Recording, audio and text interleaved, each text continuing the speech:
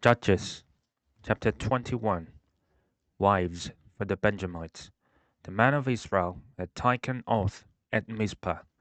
Not one of us will give his daughter in marriage to a Benjamite. The people went to Bethel, where they sat before God until evening, raising their voices and weeping bitterly. Lord, God of Israel, they cried, why has this happened to Israel? Why should one tribe be missing from Israel today? Early the next day, they built an altar and presented burnt offerings and fellowship offerings. Then the Israelites asked, who from all the tribes of Israel has failed to assemble before the Lord?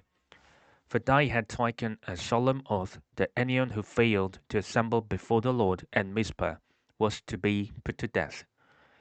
Now the Israelites grieved for the tribe of Benjamin, their fellow Israelites. Today one tribe is cut off from Israel, they said. How can we provide wives for those who are left, since we have taken an oath by the Lord not to give them any of our daughters in marriage?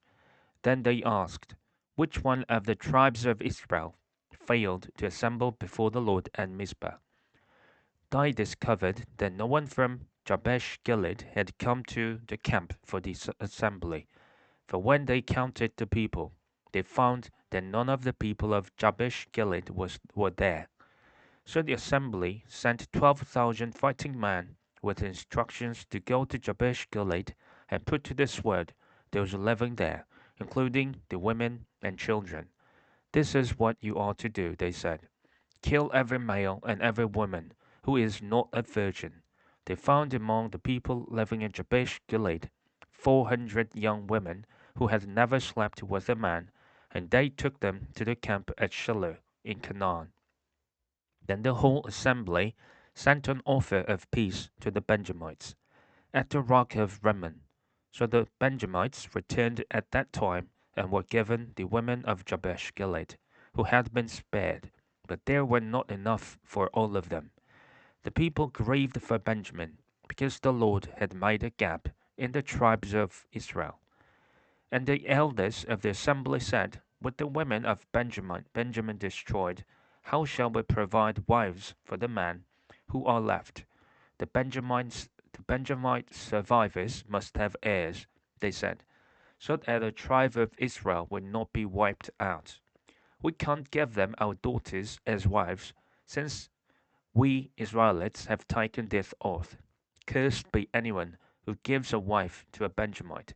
But look, there is the annual festival of the Lord in Shiloh, which lies north of Bethel, east of the road that goes from Bethel to Shechem, and south of Lebonah.